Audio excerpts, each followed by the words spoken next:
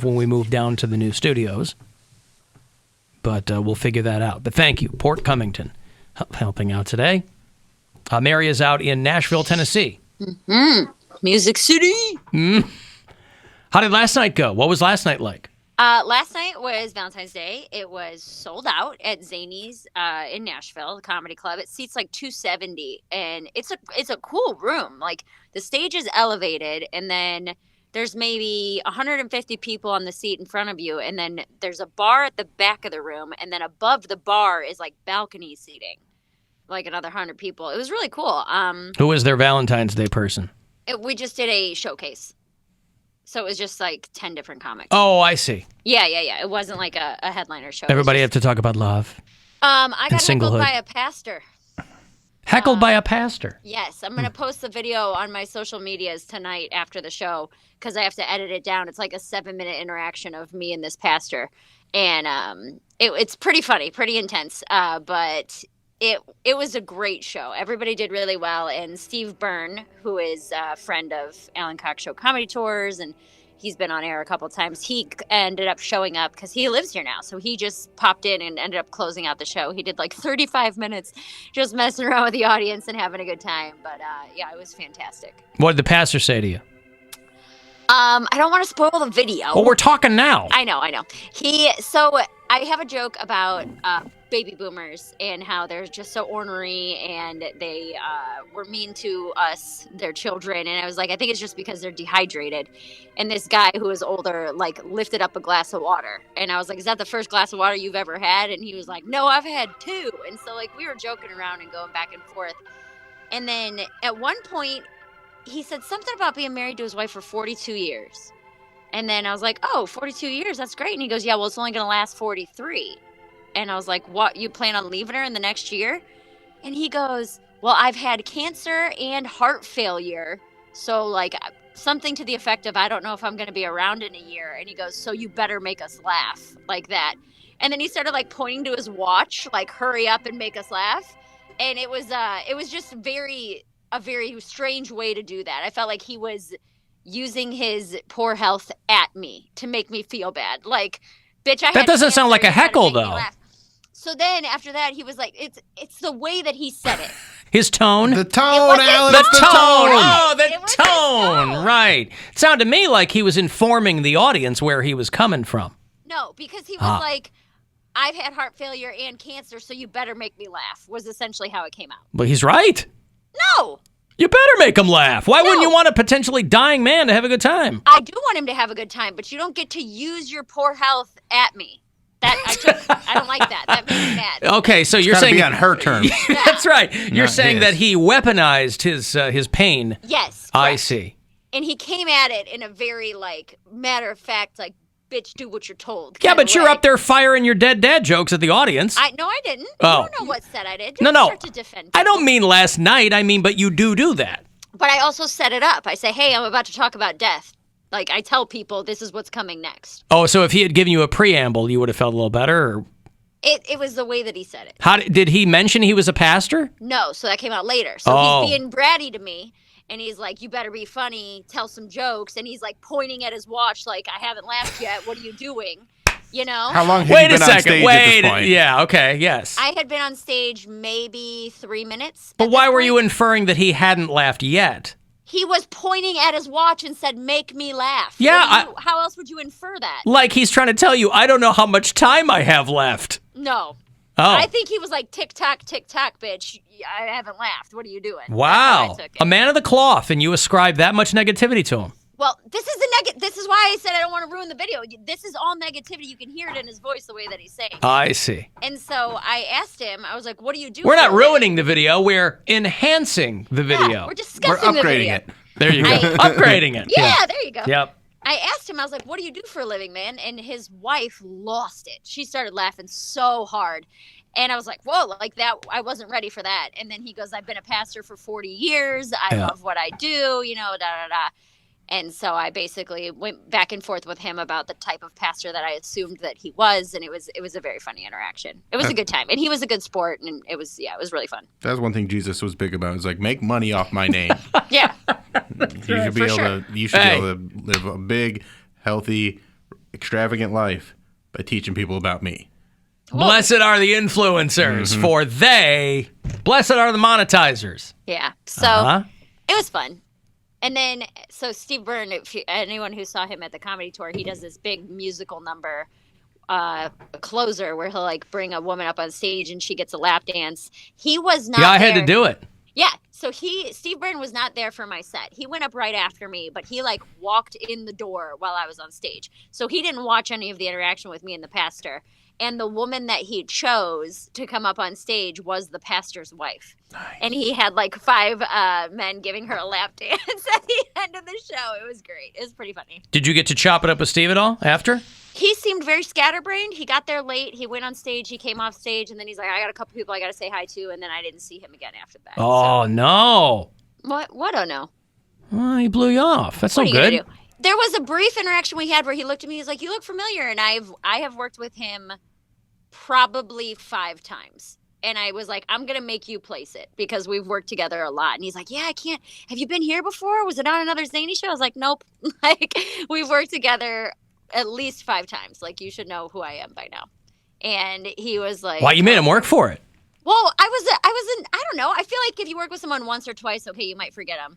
But we've worked together a lot. Literally, Poundcake introduces himself to me every day.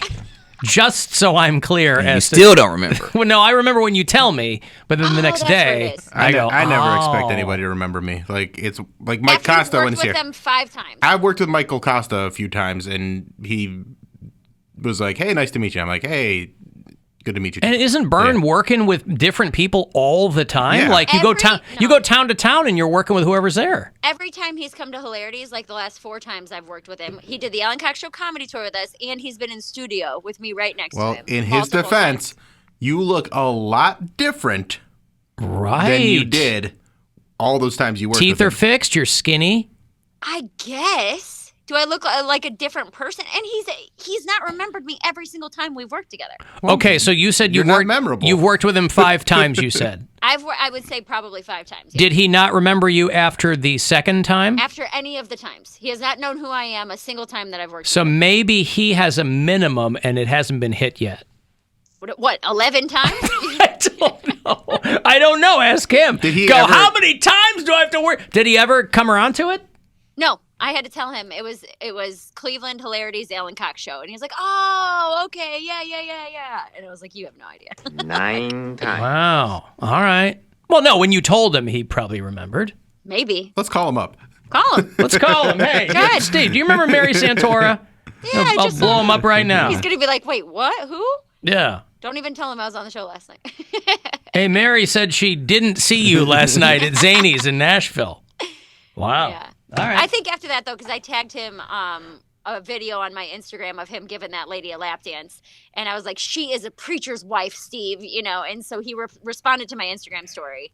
So I'm like, at this point, if we worked together, we talked about it, and you responded to my Instagram, and you still don't remember me next time. It's a bot, Mary. It's not really him. So he does that bit in the club?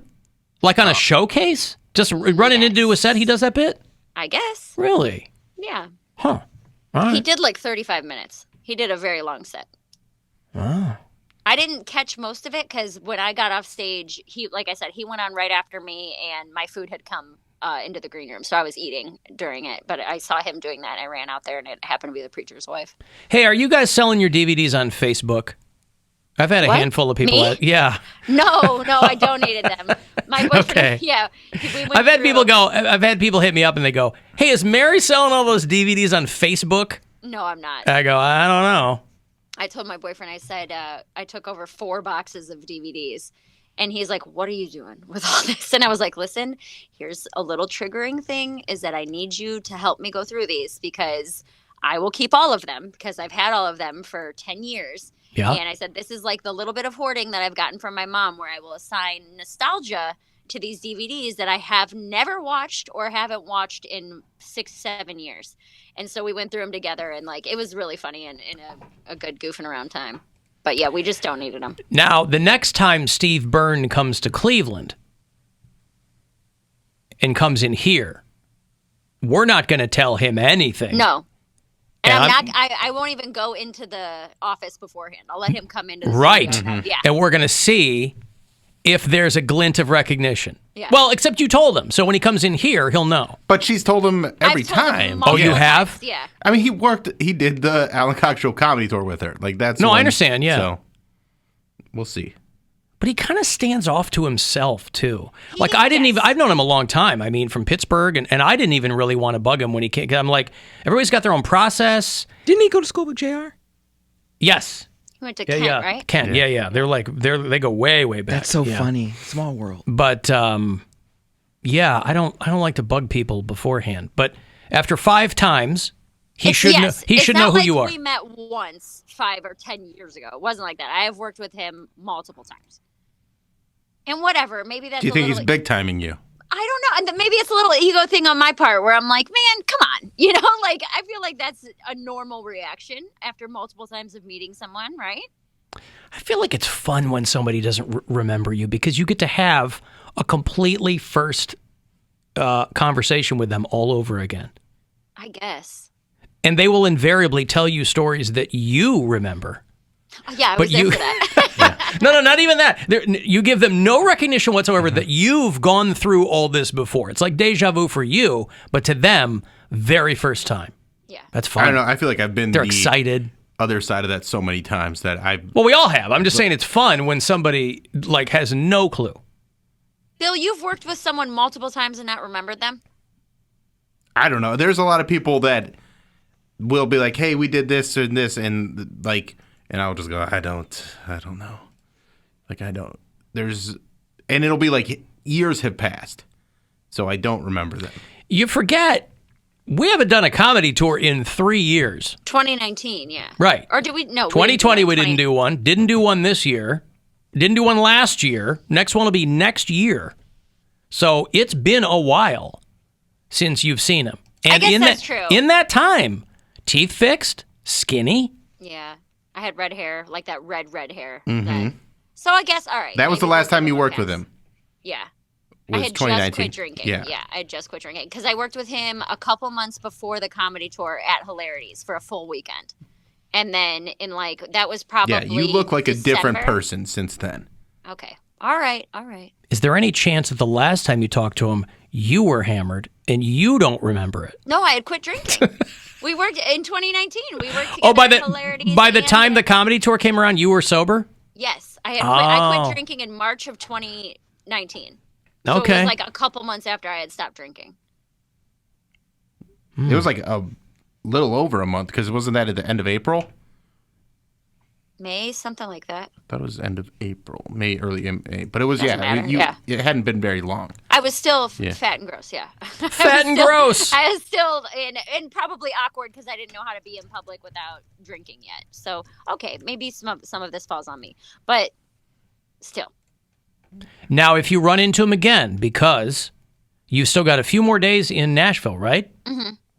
Tonight and tomorrow. At Zany's. At Zany's, yes. What if he gets back up and doesn't recognize you? And I'm just going to leave it alone. Right? I'm not going to go up to him again and be like, hey, man, we just talked last night. No. That's when I think you go back up. It's very weird calculus here, but 2 days in a row? What if he goes up tonight? He might. No. He's not going to go up tonight. Tonight is a paid headliner. Ben Palmer, actually. Yeah, Ben Palmer. I know. I love Ben. He remembers me. But tomorrow night is another showcase. So there is a chance that Wednesday night he may be there again. I don't know what his plans are. Oh. But if he were to be there Wednesday night and not know me, I would not say a word. I would just sit back and be like, all right, I made you work for it. It is what it is. You've hit your limit. You've hit your limit. I mean, how many times do you introduce yourself to somebody? I introduce myself every time. No, you do not. Well, I don't even introduce myself to you and Poundcake and Bill, but I mean, if it's somebody that I do, because that gives them an opportunity to go, oh yeah, I know. I don't ever assume they know who I am. Now, I haven't worked with him 5 times, to your point. I get where you're coming from. But also he knows who you are. Huh? He knows you. Well, I'm just saying. I mean, it's, it's whatever. Yeah. I felt like it was funny because when I was in LA, people would do that the opposite. Where I have never been to LA, I had never been to these comedy clubs, and people were like, oh yeah, no, we were here. I saw you here a month ago, and I was like, nope, not me. I've never seen you a day in my life. There you go. Was I good? Yeah, right. Good. They're gonna tell you were great. Hey, so funny. Oh my God, she said I was great. She thought I was Harlan Williams. It's fantastic. Hello. Hello, Bill. Hey, who's this? Bill, this is Wilhelmina. You know who this is, Bill. Who is Wilhelmina? Bill. Yeah, I'm kidding. I know you, Bill. I know you know me. I know you. I'm glad we've had some callers that haven't been calling in. So whenever we go a while without hearing from you, I get nervous that they're... Oh, I heard about Nick. Rick. I'm sorry. Rick. I don't know who that is, but I'm so sorry, Bill. I heard about Nick. And I'm sorry, Rick. You said Rick, his name yes, was it's Rick. Rick, yeah. I heard about that. That's why I was checking in. I was going to call yesterday for Valentine's Day. Oh, did you have plans yesterday? Just plans to listen to you, Bill. Oh. Those were my plans. I made myself a big salad. Mm-hmm. And I sat down to listen to the show. I fast forward through the parts where there's other people talking. I just want to hear you, Bill. So you don't care about the context, you just want to hear my voice. Well, that's what I like. I listen to the show for you. Well, I appreciate that. You know that, Bill. Yeah, I know. You remember me. I've called you at least 5 times before. Probably more than 5 times. That's why you remember me. I want to know more about your Valentine salad. Well, I'm trying to take better care of myself, Bill. So I made myself a big salad. And what was in it? Well, there was corn. Okay. A couple cans of that. A couple cans of corn. Canned corn. Cans of it. How many cans? 2?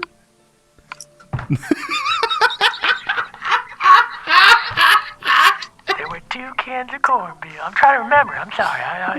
Well, it was yesterday. I was reaching over to look for the recipe card. I couldn't find it. There were a couple cans of corn. That's right. And then I put some lima beans in there. What was the base of the salad? Corn. So it's a corn salad. Is that what you call it? Usually like the base of a salad is something like lettuce, spinach, a green. Well, there was a green in there. Which was lima beans? There was lima beans, yes. There was some green. And then there was some cheese. Mm-hmm. A couple blocks. Couple blocks of cheese. What'd you put this all in? Put it in a bowl and in my mouth. But like, how big was the bowl? It was a bowl. It was a big bowl. And I need a big bowl. It's like a mixing bowl. Mm-hmm. And then did you eat it straight from that mixing bowl, or did you transfer it to a smaller bowl? Well, I put it on a series of pineapple rings. And then I just ate those. That makes it fancier. That's called portion control, Bill. And then you ate all of it? So I don't eat it all at once. Okay. So you doled it out over the course of Valentine's Day. I doled it out over the course of 35 minutes, yes. Was it Dole pineapple? Because that would be kind of unique. It was Dole pineapple. How did you know? I just had a hunch. Yes. You like that canned food. Well, yeah, it was Dole pineapple and corn. And corn. But I listened to the show, and I thought about you on Valentine's Day as I had my salad. For 35 minutes. For 35 minutes? Well, I listened to you longer than it took me to eat the salad, Bill. Don't be silly. I just want to make sure that you were okay. I know you were single this Valentine's Day, and I know that's not always the case. Yeah, well, it was all right. Did you have any refreshments, like maybe champagne or something like that, or maybe a dessert? I didn't have a dessert. No, I'm trying to cut back, so I just had my salad. Just the salad, no just champagne? The salad. And then I drank a cruet of oil and vinegar dressing. As a beverage? Well, I was eating a salad. I thought, why not put that on the salad? It doesn't go well with pineapple, Bill. That's a good point. It Of doesn't. course, it's not good. Listen, I'm just checking up on you. All right. I'm sorry to hear about Nick. Yeah, And, Rick. Rick. I'm sorry to hear about Rick. and I'll check in with you again, all right, Bill? Don't worry about me, though. If you don't hear from me for a while, I'm probably just stuck somewhere, but I'm just fine, Bill, okay? Don't you worry about me. I'll be in touch. I won't. Always. All right. All right. Bye.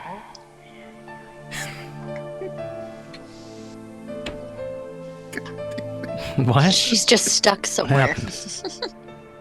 Wilhelmina called, and she was just describing a corn salad that she made for Valentine's Day. Oh, it sounds so good.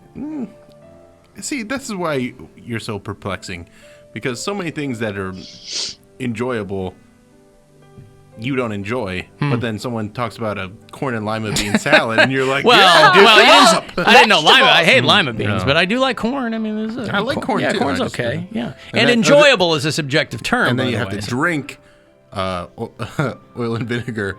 That's your beverage. Oh no! Yeah, it doesn't sound like your style.